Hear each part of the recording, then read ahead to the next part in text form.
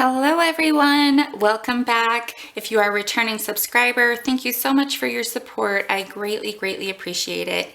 If you are new stopping by here today, hi there, my name is JoJo. On this channel, I share with you our family's journey through budgeting with the goal of attaining financial freedom. I post budget forecast videos like the one you're going to see today. I also post weekly check-in videos. I just filmed one yesterday, and then I share with you our debt and net worth update.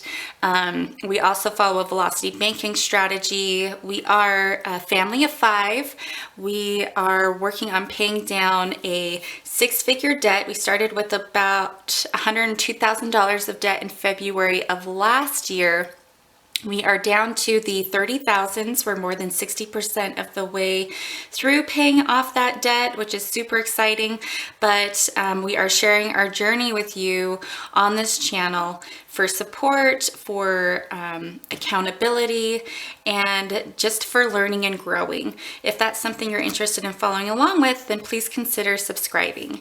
Today's video, as I had mentioned, is going to be my paycheck budget video. We are paycheck by paycheck, zero-based, cashless budgeters that also use a velocity banking system. We are going to be budgeting here. This is when paycheck 2 is expected to be deposited. I'm going to come over here and pull out my highlighter. I'm going to be using purple, which is my favorite color, and I'm going to grab a purple pen because I do also like to coordinate my pen color to my highlighter color for my budget. And I really enjoy writing in purple too, you guys. Everything that you see me use, this pouch that I have, and these pens, they're the Papermate felt-tipped Flair. Everything is linked in the description box below if you want to go check it out. But I start here with the calendar view. I think it's the Budget Mom that really does this sort of system, or has taught this system, and it's where you color coordinate your expenses with your paycheck. And you start here at the calendar view so you can have a nice visual of where money is expected to go in and where it is expected to go out. This has been really helpful in getting us organized because, you guys, we just started budgeting in September of last year and really working this system, or September of 2019, really working this system in June of last year. So we were like baby budgeters, and I was overwhelmed. I didn't know when bills were due. I didn't have access to a lot of my accounts. It was chaos. So I just started here and I put down what I knew, and as things trickled in that were surprises, usually as unbudgeted things, I would just add them to my calendar and be better prepared the next month. You just have to start somewhere. It's not going to be perfect. It's still not perfect, but you just start, you just stay consistent, you work through the system, come to YouTube, the budgeting community. Everyone is amazing on here and full of so much helpful knowledge. So that's highlighted here. Paycheck 2, we get paid every other week, as you can see. So paycheck 2 is actually going to trickle into the month of May. And I have these super cute little folders right here. These are from craft paper, and yeah, they're super fun. But this is my May calendar set up, and we're gonna keep highlighting. So you'll see duplicates over here, but when I come into May, I wanna make sure that I know these bills are covered by a previous paycheck, because you can see that paycheck 1 is deposited on the 7th. So paycheck 2 is really gonna be covering bills from from April 23rd until May 6th.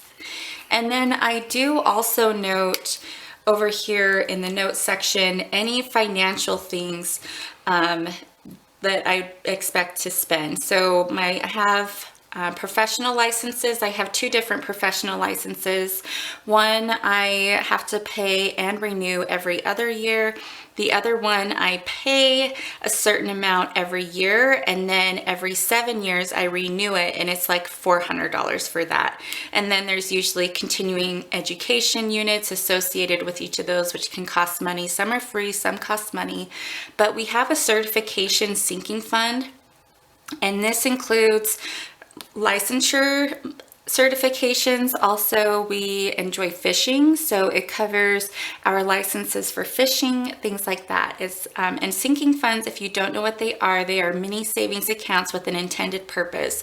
And you set aside a small amount of money to cover whatever that expected amount will be, whether it's yearly like Christmas is, or intermittently throughout the year like our licenses are, or birthdays and holidays. So here we have a gifts and holiday sinking fund. So I note that Mother's Day and how much I plan to spend. This is for my mom, and oh, you know what, actually, I feel so bad. So this was to be for so there's going to be 3 expenses through here. Me, because my husband is obviously going to, you know, buy me something. And then my mom and my husband's mom. So I'll budget $50 for each of us ladies, and that'll be $150 I'm expecting to spend. And then I have the little heart over here of when Mother's Day is. We also have some birthdays that are happening this in the month of May. 2 birthdays here that I'm some cousins that I'll send like $10 to or something like that. I didn't really note it over here because it's not that big of a expense as Mother's Day can be. But that's just kind of how I organize my calendar, and that takes care of the highlighting portion to figure out what bills. I only put bills on here. I don't put variable expenses during my weekly check-in. So that's bills. Now what we'll do is pull this information into a paycheck budget sheet and start crunching some numbers. All right, so here we are at this paycheck budget sheet. All of the sheets that you guys see me use on my channel, or really anything, even that planner there, it's all homemade stuff. As I said, we were really baby budgeters starting, and I didn't know what system I wanted to use. So rather than spend a lot of money on things that weren't going to work out, I kind of just binge watched budget videos, chose from each channel things that I liked, and Frankensteined my own system that worked well for me. These are available on an Etsy shop that's linked in the description box below, my Etsy shop. They're very affordable. If you are liking the look of these, if you want them to be modified to fit your situation, just shoot me a message. I am totally okay with formatting them to whatever you want them to be. But that's just a heads up there. So here with this paycheck budget sheet, like I said, we're paycheck by paycheck budgeters. So this is paycheck number 2, and the dates that it's covering. We have income number 1 that we are expecting to be deposited on April 22nd. And I'm going to underestimate that as $2,850. Let me just open this view up. I need to still look at some stuff. Okay. And then we are expecting income number 2 to be deposited on the 23rd. I underestimate it at $1,000. We are not expecting income 3. And we are expecting rollover. So how we do our zero-based budget system is we roll any money from our W-2 paychecks, not extra. Extra gets thrown at debt from side hustles or whatever happens in the universe to bring extra money our way. That gets thrown at debt. But any money that comes from our 9-to-5 jobs, that gets rolled over into paycheck 2 from paycheck 1. So here is the paycheck 1 budget sheet. And how we figure out our rollover is we take this income this is the expected. We take the income minus our fixed expenses, which is our bills, minus our variable expenses, and that gives us our expected rollover. And that's what I'm going to plug in right here. I'm going to circle that this is the rollover, and it is $2,114.39. Then once we figure out our cash flow after everything has been paid for the month, that would be our cash flow. That is going to be thrown at debt at the end of paycheck 2 is how we handle it. Okay, now we'll come and add these all together. So we're gonna do $38.50 plus our rollover. We are looking at $5,964.39 of income for paycheck 2. Then our fixed expenses or our bills, those were all of the check boxes we highlighted on the calendar view, written down here with their expected amounts. And I do actually want to show you guys kind of how I came up with these numbers, because honestly, like I didn't really even know where to begin. Some of them you'll know, like I know how much we want to do for giving. I know how much our daycare costs usually. I honestly wasn't familiar with how much Alexa, like a lot of our subscriptions cost. But as they come through, as you work through the system, you'll become more familiar with your bills. But I started compiling on an index card all of our bills as I became more familiar with them, and then what they're expected or what they seem to usually be coming in at. I overestimate, so I would suggest that some of them are going to be the same all the time, like our mortgage, unless there's like escrow shortage or something like that. Your mortgage is usually pretty much the same. A lot of the streaming services, they've gone up, so I've had to adjust those, like our Hulu increased. I just had to adjust our Disney Plus because it went up by $1. But I can't tell you how many times this has been changed, but it's just on an index card. I have a whole slew of them, and it can just be on a scratch piece of paper too. It doesn't have to be pretty at first, because focus on functionality first, and then the pretty can come later, you know. It just needs to be functional.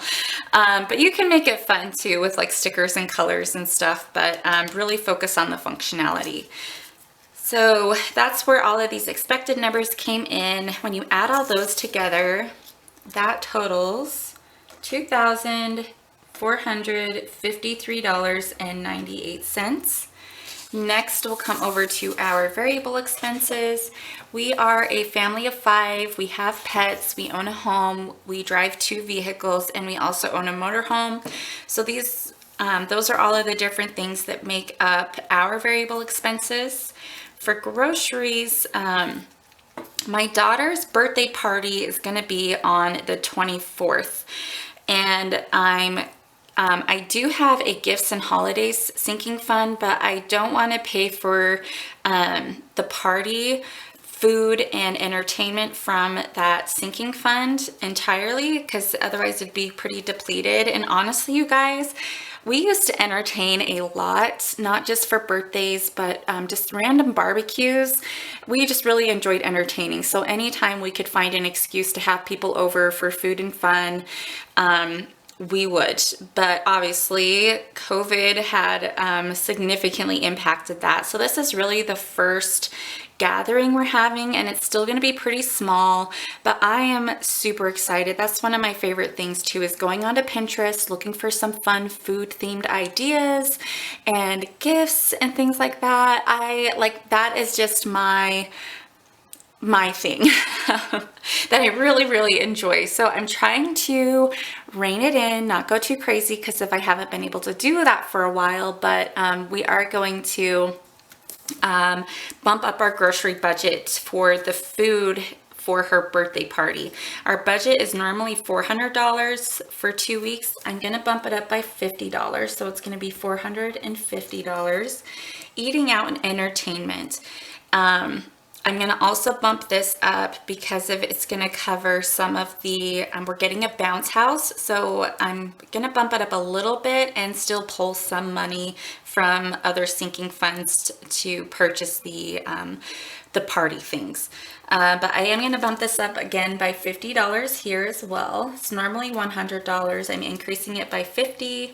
Household and pets is going to stay the same at $125. Gas, this is another one that I'm going to have to continue to bump up because if I have my kids in extracurricular activities that just started, and gas prices have gone up. So this is going to now be $200. It used to be $150, but it's now $200. My husband and I each get $80 for spending. Our kids, we allocate $20. And this is if they're going out with a friend. This is like incentive money for doing well in school, for extra chores, anything like that. Or if they want treats from the store, if they want a little toy, if they want to buy something from a game, like my daughter really likes Roblox. So that's what that money includes. What this used to add up to was $995, but I increased by $150 total because this went up by $50, this went up by $50, and this went up by $50. So I'm going to add $150 to that. That means it is now $1,145. Next is our sinking funds table down here. And this table for me is where I track contributions or purchases from our sinking funds. Our sinking funds get a base amount every month of $2,000 that is dispersed throughout the various categories. I have a lot of sinking funds, you guys. They have been my favorite budgeting find and really what has been keeping our financial freedom journey afloat and allowing us to maintain the lifestyle that we want to live while still paying off debt. But this is when my husband and I don't spend all of our spending money at the end of the paycheck. Whatever's left over gets put into a sinking fund. His is called Dad Bod. Mine is called My Face. Because if we need clothes or if we want to make hobby purchases, beauty purchases, sports purchases, like for him for golfing or something like that, that sinking fund covers those purchases that can be very intermittent and can be expensive at times. So that's would be above and beyond this $2,000 that comes from this money. That's how we handle that, and that is handled during my weekly check-ins, is where I figure out how much was contributed or purchased within the categories. So here I just note, since this is for paycheck 2, that this is going to be during my week 3 and week 4 check-in. The last table is our debt table. This is just how I keep a running tally of our debt. I want to see it every week when I check in so I can be mindful of it and stay focused. There's not really a whole lot for this paycheck because we're still working through paycheck number 1, but I can show you where we are at. So far, we owe total a little over $36,000. We started in February of 2020 with a little over $102,000, you guys.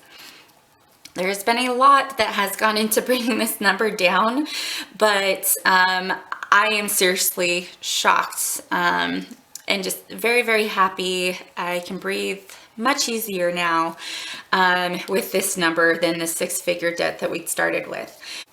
Okay, so unfortunately I had lost some footage where I was calculating our cash flow, but if you take our income minus our fixed expenses minus our expected variable expenses, we are expecting to have a cash flow of $2,365.41. And since this is paycheck 2, when I close out this budget during my week 4 check-in, that is the amount of money we're expecting to have to throw at debt. closing out April, which that is awesome, you guys. But that is going to wrap up this video. This is where we are expecting our money. Everything has been assigned a job, and then we'll just come back with our weekly check-ins to see how well we are doing by sticking to this plan. It's usually looking at variable expenses. Those are the ones that can get quickly out of control. And just with the weekly check-ins, it helps you to see where you need to rein in certain spending, at least for us. And they've been very, very helpful. But that is going to be it for the budget forecast. If you like this video, please give it a thumbs up. And if you're enjoying the contents of this channel and want to follow along with us on this journey, then please consider subscribing. Bye, everybody.